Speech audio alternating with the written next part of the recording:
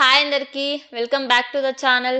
ఈరోజు మనం Scoda tubes limited గురించి డిస్కస్ చేద్దామండి. ఈ కంపెనీ 2008లో స్టార్ట్ చేశారు. వీళ్ళేంటంటే stainless steel tubes and pipes ని మ్యానుఫ్యాక్చరింగ్ చేసి రీసెల్లర్స్ అండ్ డిస్ట్రిబ్యూటర్స్ ద్వారా వీళ్ళు ఎక్స్పోర్ట్ చేస్తుంటారు ఈ ఇండియా అండ్ ఇంటర్నేషనల్ గా కూడా.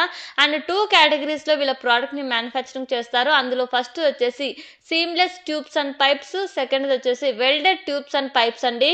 అండ్ ఈ ప్రోడక్ట్ ని వీళ్ళు 5 స్పెసిఫిక్ ప్రోడక్ట్స్ గా డివైడ్ చేశారండి. అందులో ఫస్ట్ వచ్చేసి సీమ్లెస్ పైప్స్ అని, సీమ్లెస్ ట్యూబ్స్ అని, సీమ్లెస్ యూ షేప్డ్ ట్యూబ్స్ అని, ఇన్స్ట్రుమెంటేషన్ ట్యూబ్స్ అని, and welded tubes and you shaped tubes అని, ఇలా 5 స్పెసిఫిక్ ప్రోడక్ట్స్ గా వీళ్ళు డివైడ్ చేశారు.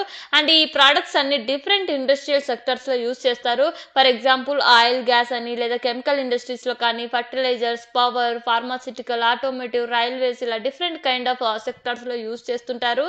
అందులో వీళ్ళకి మెయిన్ క్లయింట్స్ వచ్చేసి ఇంజనీరింగ్ కంపెనీ సెక్టర్స్ లో and engineering procurement construction firms లో, ఇండస్ట్రియల్ ఫిరిమ్స్ లో ఎక్కువగా ఉన్నట్టు చెప్తున్నారు. అండ్ ఈ సీమ్లెస్ ప్రోడక్ట్ ఏదైతే ఉందో దీన్ని రెడీ చేయడానికి కావాల్సిన రా మెటీరియల్ ఏదైతే ఉందో మదర్ హాల్లో, దీన్ని వచ్చేసి హార్ట్ పైర్సింగ్ మిల్ ద్వారా చేస్తున్నామని అయితే చెప్తున్నారు. అండ్ వీళ్ళ ఫ్యాక్టరీ లొకేషన్ వచ్చేసి మ్యానుఫ్యాక్చరింగ్ లొకేషన్ గుజరాత్ లో ఉన్నట్టు చెప్తున్నారండి.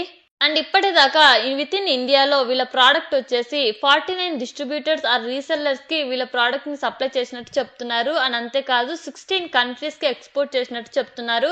అందులో మెయిన్ కంట్రీస్ కూడా ఉన్నాయి, like US, Germany, Netherland, Italy, Spain, France, ఇలా డిఫరెంట్ కంట్రీస్ కూడా వీళ్ళ ప్రోడక్ట్ ని ఎక్స్పోర్ట్ చేస్తున్నారు. విత్ ఇన్ ఇండియాలో లోకల్ డిస్ట్రిబ్యూటర్స్ ద్వారా వీళ్ళ ప్రోడక్ట్ ని సెల్ చేయడంతో పాటు ఇన్ డిఫరెంట్ కంట్రీస్ లో డిస్ట్రిబ్యూటర్స్ ద్వారా వీళ్ళ ప్రోడక్ట్ ని సెల్ చేస్తున్నామని అయితే చెప్తున్నారు. అండ్ టోటల్ గా వీళ్ళ కంపెనీలో 496 ఎంప్లాయీస్ ఉంటే అందులో పర్మనెంట్ ఎంప్లాయీస్ వచ్చేసి 149 ఉంటే కాంట్రాక్ట్ వర్కర్స్ వచ్చేసి 347 ఉన్నట్టు చెప్తున్నారు. అండ్ ఇంకొక విషయం ఏంటంటే seamless pipes and mother hollow production and capacity utilization వచ్చేసి ఇయర్ ఆన్ ఇయర్ గ్రోత్ అయితే చూస్తున్నాము.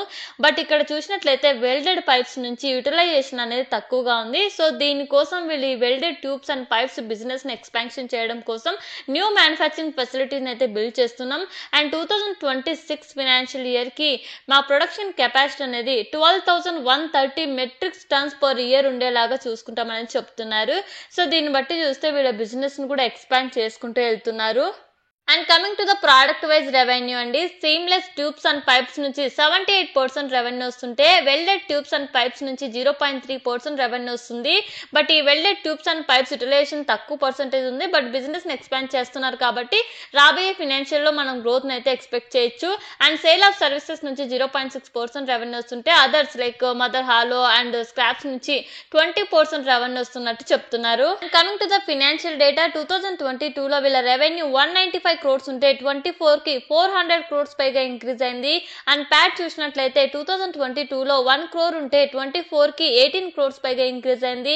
అండ్ నెట్వర్త్ అయితే ఆల్మోస్ట్ 3 times ఇంక్రీజ్ అయిందండి. 2022 34 crores ఉంటే 2024 డిసెంబర్ 31st కి 143 crores పైగా ఇంక్రీజ్ అయింది. అండ్ వీటితో పాటు వీళ్ళ అసెట్స్ కూడా ఇంక్రీజ్ అయ్యాయి. బట్ ఇక్కడ కన్సర్న్ ఏంటంటే డెప్ట్ లెవెల్స్ వెరీ హై ఉన్నాయండి, 3.19 ఉన్నాయి. బట్ ఈ ఐపీఓ ద్వారా వచ్చిన మనీని వర్కింగ్ క్యాపిటల్ రిక్వైర్మెంట్స్ కోసం యూజ్ చేస్తాం. అండ్ దాంతో పాటు వీళ్ళ బిజినెస్ ని ఎక్స్పాన్షన్ కోసం యూజ్ చేస్తామని అయితే చెప్తున్నారు. Coming to the peer comparison అండి, స్కాడా ట్యూబ్స్ ఏంటంటే స్మాల్ ప్లేయర్ ఇక్కడ ఈ పర్టికులర్ సెగ్మెంట్ లో పియర్స్ తో కంపేర్ చేసి చూస్తే, because in terms of revenue కానీ మార్జిన్స్ కానీ స్ట్రాంగ్ గా ఫైనాన్సెస్ తో పాటు గ్రోత్ అండ్ స్టెబిలిటీ మెయింటైన్ చేస్తూ ఉన్న కంపెనీస్ వచ్చేసి Ratnamani metals and Venus pipes better గా పర్ఫామ్ చేస్తున్నాయి ఇక్కడ. And coming to the స్కాడా tubes, నేను ఆల్రెడీ చెప్పాను వీళ్ళు స్మాలర్ ప్లేయర్ అని. బట్ ఓవరాల్ గా చెప్పాలంటే ఇప్పుడిప్పుడే వీళ్ళు గ్రో అవుతున్నారు ప్రాఫిట్స్ పరంగా, బిజినెస్ పరంగా, అండ్ ఎక్స్పాండ్ కూడా చేస్తున్నారు. చూడాలి వీళ్ళు ఎలా పర్ఫామ్ చేస్తారు అనేసి 1 to 2 ఫైనాన్షియల్ ఇయర్స్ చూస్తే మనకు అర్థమైంది. అండ్ పిఈ రేషియోతో మనం కంపేర్ చేసి చూస్తే వీళ్ళు రీజనబుల్ ప్రైస్ లోనే ఐపీఓని అయితే కోట్ చేస్తున్నారండి. Coming to the IPO details, May 28న ఓపెన్ అయ్యి May 30న క్లోజ్ అవుతుంది. ఫేస్ వాల్యూ వచ్చేసి 10 per share అండి. ప్రైస్ బ్యాండ్ వచ్చేసి 130 to 140 per share. Lot size వచ్చేసి 100 shares. ఐపీఓ ద్వారా వీళ్ళు 220 crores రైజ్ చేస్తుంటే అందులో 1 రీటైల్ మినిమం లాట్ వచ్చేసి 14,000 అండి.